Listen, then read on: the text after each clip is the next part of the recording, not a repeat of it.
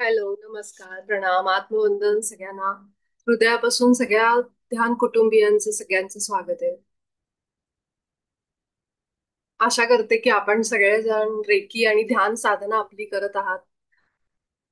जसा कालचा आपला सेशन झालं, आपलं सत्र, तर हे जे प्रश्न येत असतात कुणाच्या तरी थ्रू, तर हे प्रश्न बऱ्याच जणांना उपयोगाला पडतात. त्यामुळे मी कधीच समजा आपलं ध्यान जरी नाही झालं त्या दिवशी अशा प्रश्नांमुळं किंवा अशा कुठल्या चर्चांमुळं, तरी सुद्धा त्याच्यात फार काही म्हणजे कुणी सॉरी वगैरे म्हणू नका, कारण हे जे होत असतं ह्यातून बऱ्याच जणांना त्या प्रश्नातून बरीच उत्तरं मिळत असतात. आणि असे प्रश्न घेऊन कधीही मनामध्ये आपण ध्यान नीट करू शकत नाही. कारण माझ्या मनामध्ये जर असे खूप प्रश्न असतील आणि मी ध्यानाला बसले, तर एकतर पहिलं तर माझं मन एकाग्र होणार नाही. त्यातून मला असं वाटणारच नाही की हे ध्यान माझ्या आयुष्यातला काही प्रॉब्लेम सॉल्व्ह करू शकेल, ही शंका माझ्या मनामध्ये राहील. आणि मग त्यामुळं अशी शंका घेऊन आपण कुठलीच गोष्ट आयुष्यात अचीव्ह करू शकत नाहीत. जर आपल्याला त्या कुठल्याही गोष्टीचं खात्री नसेल, माझा विश्वासच नाहीये त्या गोष्टीवर, तर मी आयुष्यामध्ये ध्यानच सोडून द्या, बाकी कुठलीही गोष्ट अचीव्ह नाही करू शकणार. त्यामुळं हे प्रश्न विचारलेले कधीही चांगले. आणि असं कधीही कुणाच्या मनात असेल की जे मी सांगते किंवा आपण कुठेही कुणाकडून जरी ऐकलं तरी सुद्धा आपण ह्याच्यावर चर्चा केलेली चांगली. फक्त एवढंच आहे की आपण ह्या सत्रापेक्षा एक पर्सनली जरी मला मेसेज केला, कारण बरेच जण करतात. आणि ही आपली ह्युमन नेचर आहे. आपण ज्या वातावरणात वाढलोय लहानपणापासून, त्या परिस्थितीमध्ये आपल्याला ह्या सगळ्या गोष्टींवर कसं विश्वास ठेवायचा आहे, त्या रोजच्या आयुष्यातल्या परिस्थितीला सामना कसा करायचा हे महत्वाचं आहे. म्हणजे इथं जर आपण सांगतोय काही गोष्टी, पण माझ्या आयुष्यात त्या लागूच होत नाहीयेत, तर मग इथं शिकण्याचा काय फायदा किंवा ऐकण्याचा काय फायदा किंवा ध्यान करण्याचा काय फायदा? ध्यान आणि रेकी हे करून लोकांचं आयुष्य बदलतं हे आपण ऐकतं. पण माझ्या आयुष्यात काहीच फरक नाही पडत आहे. माझं आयुष्य आहे तसंच आहे. लोक येणारी वागतायत तशीच वागतायत. त्यांच्या वागण्याचा माझ्यावर परिणाम होतोय तो चालूच आहे. तर मग मला काय त्याचा फायदा? समजतंय. त्यामुळे आपण अम, बघायचं की माझ्या आयुष्यात मी हे कसं लागू करू शकते. आपण जी माहिती ऐकतो, म्हणजे मी जे सांगत असेन किंवा अजून कुठलेही मोठे मोठे गुरु असतील, आपल्या जे संतांनी एवढं सांगितलेलं आहे, ह्या गोष्टी म्हणजे फक्त ज्ञान आहे. जी माहिती आहे, म्हणजे मी माहिती घेते फक्त. पण जेव्हा मी माझ्या आयुष्यात ती उतरवायला लागते, वापरायला लागते, तेव्हा त्याला म्हणतात की तुम्ही ते तेव्हा त्याला म्हणतात विस्टम. म्हणजेच काय की तुम्ही ते खरोखर तुमच्या आयुष्यात प्रॅक्टिकली जेव्हा वापरायला लागता. त्यामुळे इतके दिवस जी माहिती आपण घेतो ही फक्त माहिती आहे, ज्ञान आहे. पण त्या ज्ञानाचा वापर आपल्या आयुष्यात आपण कशा पद्धतीने करू शकतो हे महत्वाचं आहे. त्यामुळे लक्षात ठेवायचं की आपण इथं जे काही ऐकतो त्या गोष्टींचा कुठेतरी आपल्याला वापर कसा होतोय हे ह्या गोष्टीकडे आपण लक्ष द्यायचंय. आणि काय ऐकतोय, सोशल मीडिया उघडा, युट्यूब, तुम्हाला खूप गोष्टी ऐकायला मिळतील. आता जो मी एक व्हिडिओ टाकला, तर मला तर वाटत नाही की तो असा काही योगायोग वगैरे असेल की तो माझ्या समोर आला. मी जेव्हा त्यांचं ज्या मॅडम आहेत ज्यांनी तो व्हिडिओमध्ये बऱ्याचशा गोष्टी सांगितलेल्या आहेत, त्या आपल्या संस्थेच्या पण चॅनलवर येऊन गेलेल्या आहेत. आणि त्या त्यांच्या स्वतःसोबत, त्या एका आर्मी बॅकग्राऊंड मधून आलेल्या आहेत. आर्मीच्या कुटुंबामध्ये त्यांचा जन्म झाला. त्यानंतर 19-20 वर्ष त्या एका कॉर्पोरेट ऑफिसमध्ये एका मोठ्या सिनियर पोझिशनला काम करत होत्या, मॅनेजर वगैरे असं म्हणून. आणि ते करत असताना त्यांचा मृत्यू, म्हणजे त्यांनी नियर टू डेथ एक्सपिरियन्स, म्हणजेच काय, त्या मरण पावल्या खरं तर. आणि पुन्हा ते जिवंत झाल्या, जसं खूप लोकांबरोबर होतं, कोमात जातात आणि पुन्हा ते जिवंत होतात. डॉक्टर डिक्लेअर करतात की ही व्यक्ती गेली म्हणून, पण काही कारणाने त्या पुन्हा येतात. तसं यांच्यासोबत झालं. त्याला आपण मी आधी पण सांगितलं, ह्याला नियर टू डेथ एक्सपिरियन्स म्हणतात. म्हणजेच मनुष्य गेलाय पण तो पुन्हा जिवंत झालाय, त्याची चेतना पुन्हा आली शरीरामध्ये. आणि मग तसं त्यांच्यासोबत घडलं. आणि जेव्हा त्यांच्यासोबत हा अनुभव झाला, त्याच्यानंतर त्यांच्यासोबत जे त्यांच्या सायकिक ॲबिलिटीज आहेत, जिथं त्यांना बऱ्याचशा गोष्टी कळायला सुरू होतात, त्या स्पिरिट बरोबर कम्युनिकेट करायला लागल्या. आणि खूप लोकांच्या आयुष्यामध्ये आज त्या फरक करतात. कारण अचानक जेव्हा माणूस सोडून जातो, काही असतात की वय होऊन गेलेली लोक वेगळी, पण अचानक आयुष्यामध्ये आपल्या घरामध्ये असं कुणीतरी अचानक गेल्यानंतर त्यांची जी मागे राहिलेली लोक आहेत त्यांना खूप प्रश्न असतात की व्यक्ती अशी का गेली सोडून. आणि मग त्यावेळेस अशी लोक ह्या डॉक्टरांसारख्या लोकांना संपर्क साधतात, की जे आत्म्याशी बोलू शकतात. त्या एनर्जी, कारण आत्मा म्हणजे काय, स्पिरिट म्हणजे काय, एनर्जी. जसे आपण आहोत, फक्त आपल्याला शरीर आहे म्हणून ती चेतना या शरीराच्या आत आहे. एकदा ही चेतना बाहेर पडली की या शरीराला काही अर्थ नाहीये. शरीर म्हणजे आपण त्याला बॉडी म्हणतो, की एक साधी एक पंचतत्वाचं शरीर. तसंच आहे ना, आत्मा म्हणजे पण एनर्जी, ती पण एक कॉन्शियसनेस आहे. मग ते त्यांच्याशी जाऊन संपर्क साधतात आणि या मॅडम मग त्या कॉन्शियसनेस, त्या एनर्जीशी कम्युनिकेट करतात त्या लेवलला. आता आपल्याला रेडिओ ऐकतो आपण, रेडिओ वेव्हज आहेत. आपल्याला वेव्हज दिसतात का डोळ्याला? हा हा, आता 98.2 लावती मी, FM लावती, विविध भारती लावती. मला वेव्हज दिसतात का नाही, पण कानाला ऐकू येतो रेडिओ त्या फ्रिक्वेन्सीला ट्यून झाल्यानंतर. मग त्याचप्रमाणे ह्या एनर्जी आपल्याला डोळ्याला दिसत नाहीत, पण त्यांची फ्रिक्वेन्सी आहे, त्या असतात. आणि मग त्यांच्याशी ह्या बोलू शकतात वगैरे. तर ह्यांचे बरेचसे अनुभव मी आधी पण ऐकले होते, की कसं त्यांना असे कम्युनिकेशन करताना अनुभव यायचे वगैरे सगळं. पण आजचा जो पॉडकास्ट आहे तो जरूर ऐका. त्याच्यामध्ये सगळ्यात महत्वाच्या 2-3 गोष्टी मला आवडल्या. जे परवाचा जो मोठा फ्लाईट विमान जे अपघात झाला, त्याच्यामध्ये 200 लोक जवळजवळ गेली, 200, सव्वा 200. तर मॅमनी त्याच्यामध्ये सांगितले, की ही जी 200 सव्वा 200 लोक एक साथ गेली, त्यांचा कसा एक कलेक्टिव्ह प्लॅन असतो. आणि त्यातून त्यांना काहीतरी समाजाला एक जागरूकता आणायची असती, काहीतरी एक घटना अशी घडती की जी समाजावर मोठं इफेक्ट, त्याचा परिणाम होतो.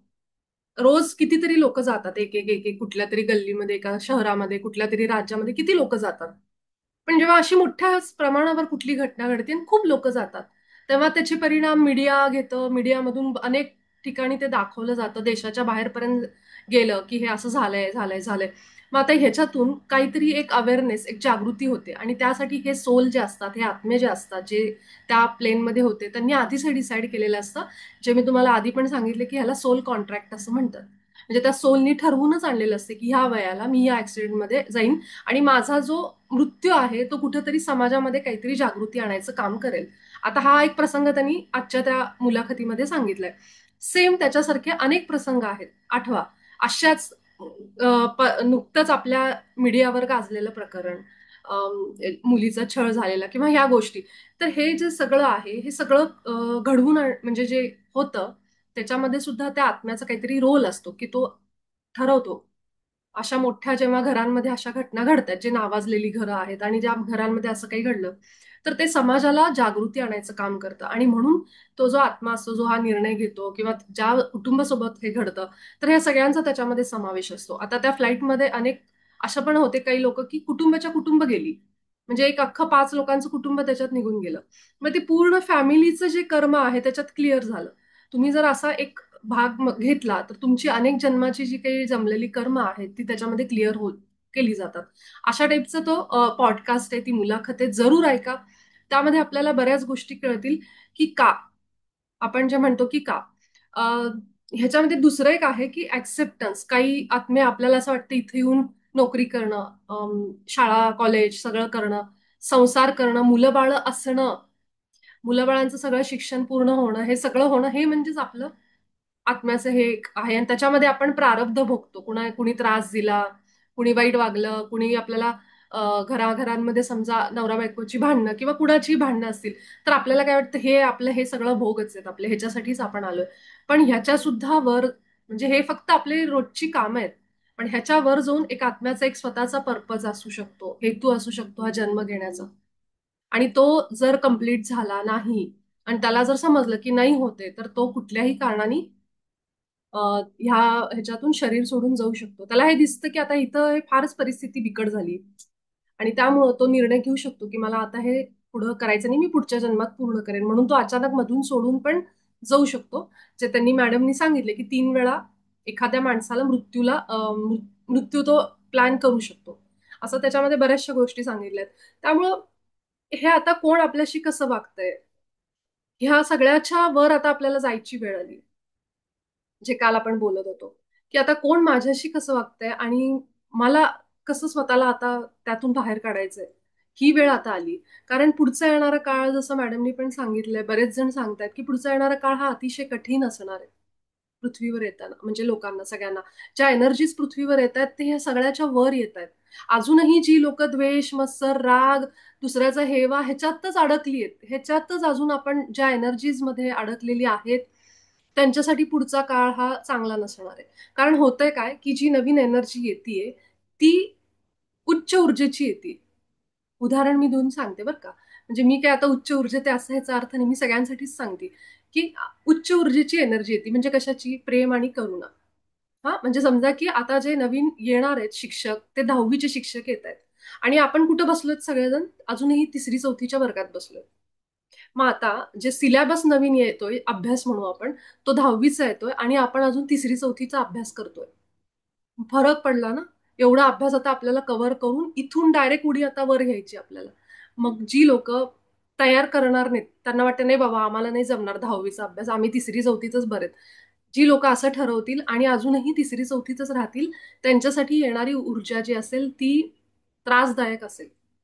आणि जी लोकं म्हणतील ठीक आहे, आम्ही थोडं बघू स्वतःला तयार करून आणि मग ते असे आध्यात्मिक मार्ग म्हणा, ध्यान म्हणा, रेकी म्हणा किंवा जे काही आपल्या इष्टदेव आहे त्यांची उपासना जे काही असेल त्या पद्धतीने अंतःकरण शुद्ध पाहिजे. नुसतं दिवसभर आपण जर होम हवन करत बसतोय असं नाही, पण आपल्या अंतःकरणाची शुद्धी, विचारांमध्ये शुद्धी, हे आणून आपल्याला आता वरच्या 10वीच्या वर्गात जायचंय.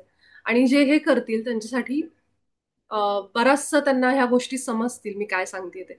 त्यामुळे येणारी जी ऊर्जा आहे ती पुढच्या सिलॅबसची येते. पृथ्वी वरच चालली म्हणजे वरच्या सिलॅबसला चालली आहे आणि आपण जर आता ठरवलं नाही मी पृथ्वी जाऊ दे मी खाली राहीन, तर असं शक्य नाही कारण आपण सगळे पृथ्वीचा भाग आहोत. आणि म्हणून आता जे काही द्वेष असेल, हेवा, जे काही राग असेल किंवा ह्या गोष्टी ज्या आहेत त्या आता आपल्याला सोडायच्यात हळूहळू. आणि हे जे नाही सोडणार आपण फक्त आपलं मी म्हणलं ना आपण बघायचं आपलं मी काय करू शकते माझ्यावर काम. आणि जे नाही सोडणार आहेत ते त्यांची त्यांची दशा, त्यांचे त्यांचे कर्म त्याप्रमाणे त्यांचा पुढचा मार्ग असेल. पण मी काय करू शकते माझ्या आत्म्यासाठी? आणि हे मॅडमनी पण त्या पॉडकास्टमध्ये सांगितलेलं आहे, की कसा येणारा काळ आणि ही जे झाल्यात घटना, हे फक्त ट्रेलर आहे. असं त्यांचं पण त्याच्यामध्ये म्हणणं आहे.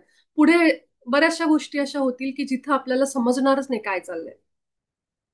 आपण अशा एका कन्फ्युजन स्टेटमध्ये जाऊ नये, ह्यासाठी आत्तापासून आपण साधना करणं, स्वतःवर काम करणं हे सुरू ठेवायचंय. आणि प्रत्येक दिवशी आपली परीक्षा होऊ शकते.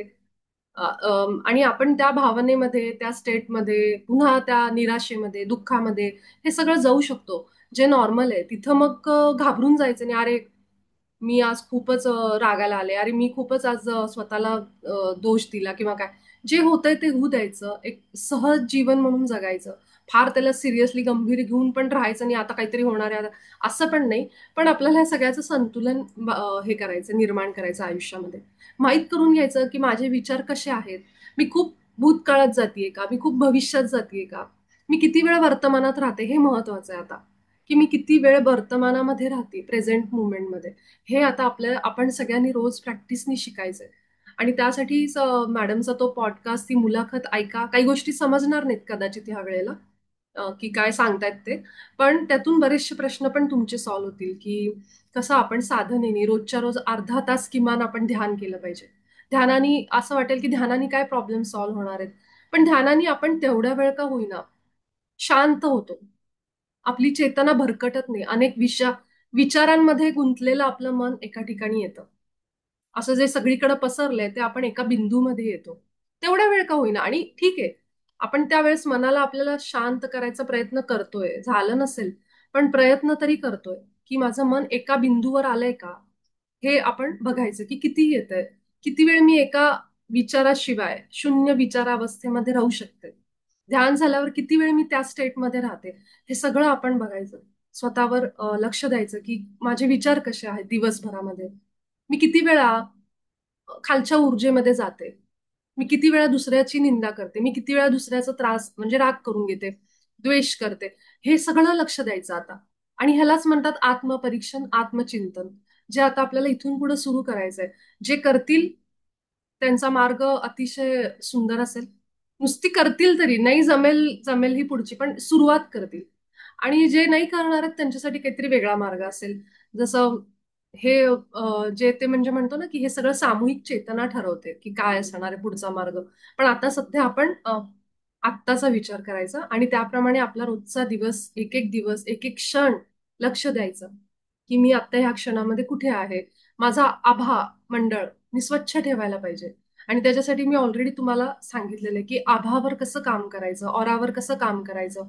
आजारी माणूस, गर्दीचं ठिकाण, नकारात्मक ठिकाणं, ह्या ठिकाणी जर आपण गेलो आणि आपल्याला जर असं अस्वस्थ झालं, कुणीतरी कुणाची तरी निंदा करतंय, काहीतरी भांडणं चालू आहेत, त्या ठिकाणी आपण गेलोय. अशा वेळी आपलं आभा मंडळ बंद करायचं. हे सगळं जे आहे आपण जे ऐकलंय महावतार बाबाजींकडून, हे सगळं आपण आता सुरू करायचं. आणि मला जेव्हा त्या मॅडमचा जेव्हा मी ही मुलाखत ऐकत होते, तेव्हा महावतार बाबाजींनी सांगितलेलं सगळं मी त्याच्यामध्ये जोडून बघत होते. कारण काही गोष्टी जेव्हा आपण जुन्या काळातल्या ऐकतो ना, त्या गोष्टी त्या काळातच लागू पडतात. आपल्याला आपण आता जर म्हणलं मी सतयुगाप्रमाणे वागायला जाते रस्त्याच्या बाहेर, तर आपल्याला किती लोक फसवून जातील आणि आपल्याला किती लोक लुबाडून जातील आपल्याला कळणार नाही. मग असं वागून चालणार नाही. आपल्याला कलियुगाप्रमाणेच वागलं पाहिजे ना. हे पण आपल्याला बघितलं पाहिजे की कालबाह्य झालेल्या गोष्टी आपण आत्ता जर फॉलो करायला गेलो तर मग मलाच त्रास होणार आहे. त्यामुळे आपण एक मध्य मार्ग स्वीकारायचा, की मला काय करता येईल की जेणेकरून मी ह्या काळामध्ये माझ्या संतांनी जे सांगितले, गुरूंनी जे सांगितले, ते सुद्धा मी लक्षात ठेवेन. आणि काळाप्रमाणे समोरच्या माणसाला बघून त्याप्रमाणे मी कसं वागू शकते, कसं जगू शकते, हे आपल्याला बघायचंय. आणि हेच मला वाटतंय महावतार बाबाजींनी सांगितलंय, की जे मॅडमनी सांगितलं होतं, की आत्मे जेव्हा शरीर सोडतात, तेव्हा बऱ्याच जणांना कळत नाही. त्यावेळेस आपण आपल्या घरातले असतील, असे कुठले मोठे ऍक्सिडेंट झालेले असतील, तिथं आपण फक्त प्रार्थना करू शकतो, की हे परमात्मा त्यांना प्रकाशाकडे जायची बुद्धी दे किंवा त्यांना प्रकाशाकडे घेऊन जा. आणि प्रकाश म्हणजेच ज्याला आपण इंग्लिशमध्ये लाईट म्हणतो. तर मी जसं म्हणलं की आपण सगळी प्रकाशाची रूपं आहोत. आत्म्याला बऱ्याच वेळ कळत नाही की आपण शरीर सोडलंय. त्याला समजत नाही. तो संभ्रमामध्ये असतो जेव्हा शरीर सोडतो, की नेमकं करायचं काय आता? मी कुठे जाऊ? आणि त्यावेळेस आपण जेव्हा प्रार्थना करतो, त्यांना आठवून आपल्या घरातली कुणी व्यक्ती असेल, की तुम्ही प्रकाशाकडे जा. किंवा आपण म्हणू शकतो तुम्ही ध्यानाला बसा. त्यांना पण सांगू शकतो आपण डोळे बंद करून, की तुम्ही जिथं आहात तिथं ध्यानाला बसा. असं म्हणल्यानंतर त्या आत्म्यांना समजतं आणि जिवंतपणी आयुष्यभर कधी ध्यान न केलेला माणूस सुद्धा शरीर सोडल्यानंतर ध्यानाला बसतो. कारण तेव्हा आपण त्यांना प्रार्थना करून सांगतो. जसं आपण श्राद्ध कर्म करतो, ज्याच्यामध्ये आपण त्यांना ते सगळं सांगतो, पूजा करून देवाची आपण मंत्र घेतो आणि त्यांच्या मुक्तीसाठी प्रयत्न करतो. आणि मग ते त्यांच्यापर्यंत पोचतं, की कुणीतरी आपली आठवण काढते, कुणीतरी आपल्यासाठी मंत्रतंत्र करत आहे, हे सगळं चालू. त्याप्रमाणे आपण त्यांना एक साधे डोळे मिटून सुद्धा प्रार्थना करू शकतो, की तुम्ही ध्यानाला बसा, तुम्ही प्रकाशाकडे जा. आणि त्यावेळेस त्या आत्म्याला कळतं की करायचं काय नेमकं. तर असं कोणी आपल्या घरामध्ये, फॅमिलीमध्ये असेल, तर ह्या प्रकारे अँसेस्टर हिलिंग म्हणजेच काय, आपल्या पूर्वजांना आपण उपचार देऊ शकतो, हील करू शकतो, त्यांना बरं करू शकतो. म्हणून असं म्हणतात की जी पिढी ध्यानाला लागते आपल्या घरामध्ये, ती पिढी सगळ्या आधीच्या पिढ्यांना बरं करायला लागते. त्या एका पिढी म्हणजे एखादी व्यक्ती असेल घरातली, तिची जे रक्त आहे, तिचे जे डीएनएज आहेत, हे सगळे पूर्वजांकडून आलेले आहेत. तर त्यामुळं एक जर व्यक्ती करत असेल ध्यान, तर सगळ्या पूर्वजांपर्यंत ते पोहोचायला लागतं ज्ञान. आणि त्या ध्यानाचा जो परिणाम आहे तो सगळ्यांना मिळायला लागतो. म्हणून बिलकुल ध्यानाला, रेकीला कमी समजू नका. हे सगळ्यात उच्च कोटीचं आपण म्हणू शकतो मार्ग आहेत आपल्या पूर्वजांपर्यंत ते उपचार पोहोचवण्यासाठी. त्यांना ज्यांना ते ज्ञान जे मिळालं नाही ते आपल्यातून त्यांच्यापर्यंत जातं. तुम्ही कुठल्याही व्यक्तीला ऐका जो रेकी करतो, जो चक्रांवर काम करतो, ज्याला अजून माहितीये त्यांना विचारा की ह्याचा आपल्या पूर्वजांना कसा परिणाम होतो. तर तेही तुम्हाला तेच सांगतील. त्यामुळे ह्या सगळ्या गोष्टींचा आता आपण जितकी माहिती घेता येईल तितकी घेऊ. आणि शक्यतो करून ध्यान आणि रेकी एकही दिवस नही चुकवायचा. असा आपण एक अखंड ठेवायचा आपण. अशी आपण एक संकल्प घेऊ. त्याप्रमाणे आपण सुरुवात करू. ठीक आहे. तर आजच्या आपल्या ध्यानाला आपण सुरुवात करू.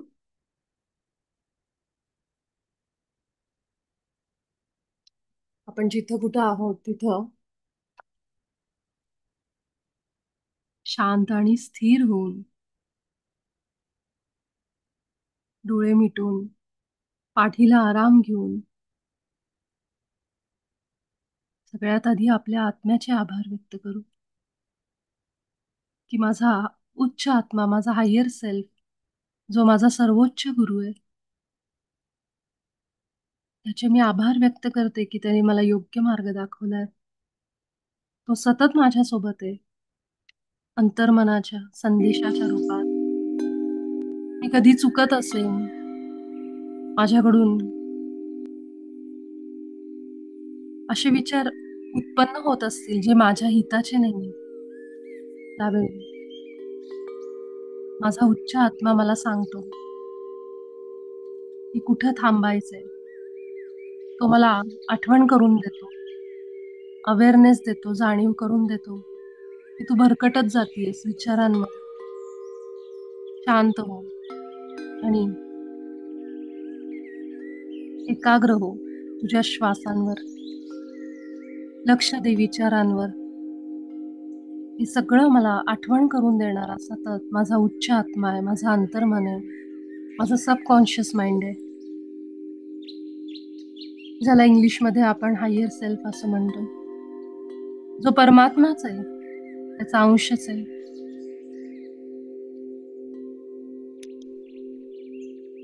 अनेक आभार आहेत माझ्या हायर सेल्फचे, माझ्या उच्च आत्म्याचे. परमपिता परमात्म्याचे आभार आहेत ज्यांनी मला निर्माण केलंय, माझ्या हायर सेल्फला निर्माण केलंय. आपण सगळेजण एका चैतन्यातून आलेलो आहेत, एकाच परमात्म्यातून वेगवेगळे झालोय. कारण आपल्या सगळ्यांना अनुभवायचं होतं हे अस्तित्व आत्मरूपाचं. म्हणून आपण परमात्म्यातून वेगळे झालेले जीवात्मे आहोत, जीव आहोत.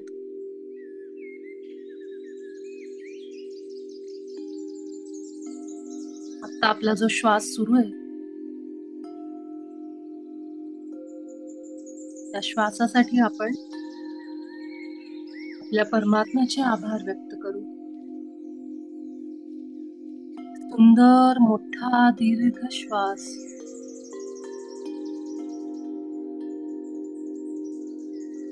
सावकाश नाकातून श्वास आतमध्ये घ्यायचा, तोंडावाटे सगळा बाहेर जाऊ दे.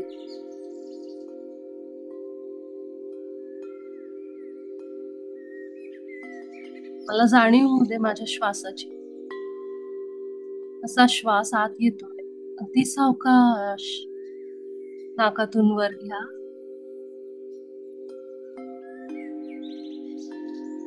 तोंडावाटे सगळी हवा बाहेर.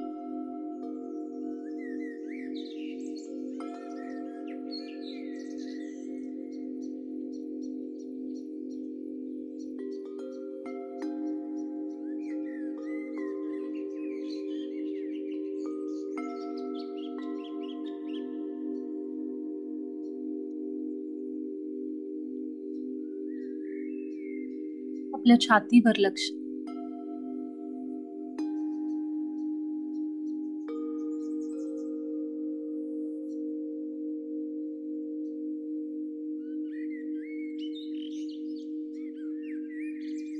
छातीच्या मध्यभागी जितका आतमध्ये जाता येईल खोलवर इतकं जायचं. आपले श्वास हळू हळू हळू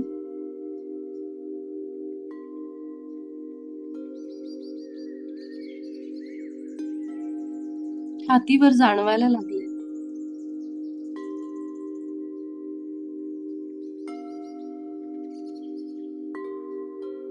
शांत विचार, शून्य विचार.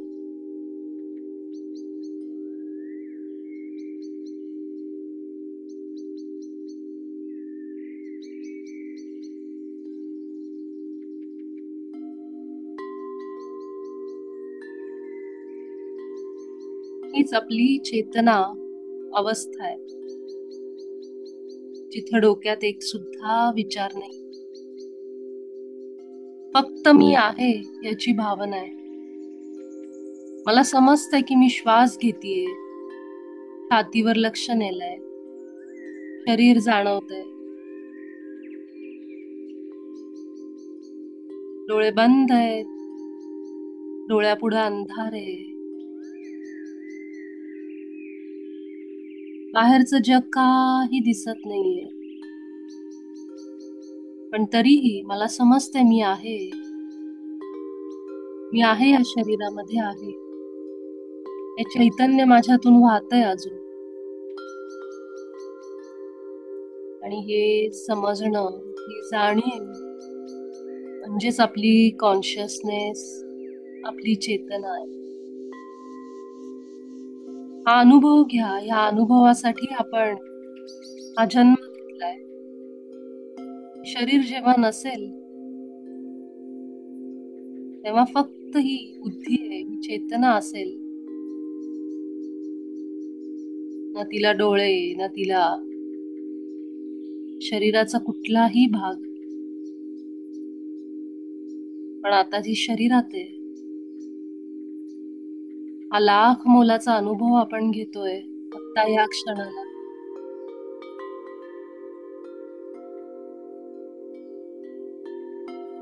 श्वास बघा कसे आत बाहेर करताय.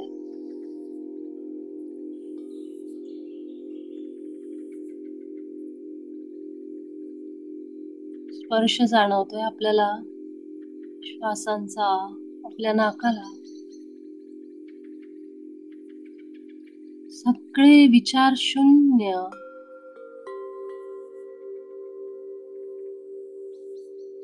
निर्विचार अवस्था,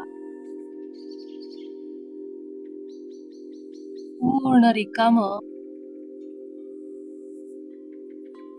माझं मन हीच ती अवस्था आहे ज्याच्यासाठी आपण तर सगळेजण या साधनेत आहोत.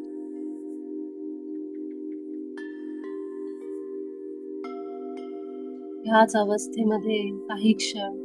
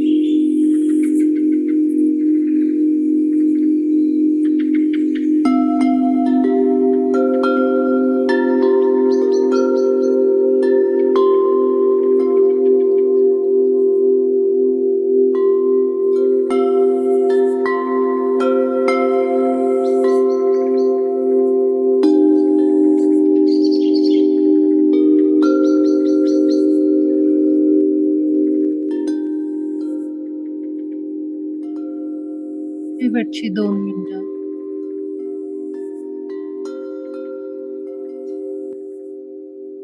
जागृत राहून आपल्या श्वासांना बघत राहा.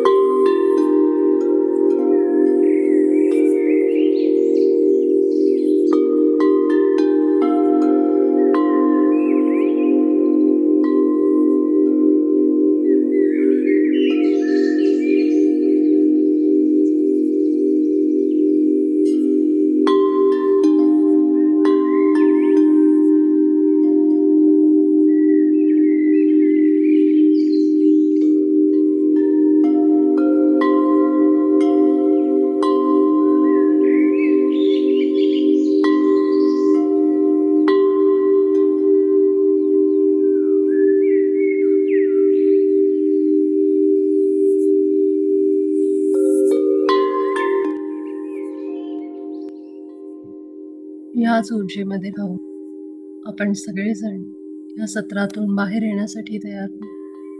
आपले दोन्ही हात अगदी सावकाश डोळ्यांवर घेऊन जाऊ. 5, 4, 3, 2, 1, 0. सावकाश आपला वेळ घेऊन आपले डोळे उघडायचे आणि हात संपूर्ण शरीरावरून फिरवू.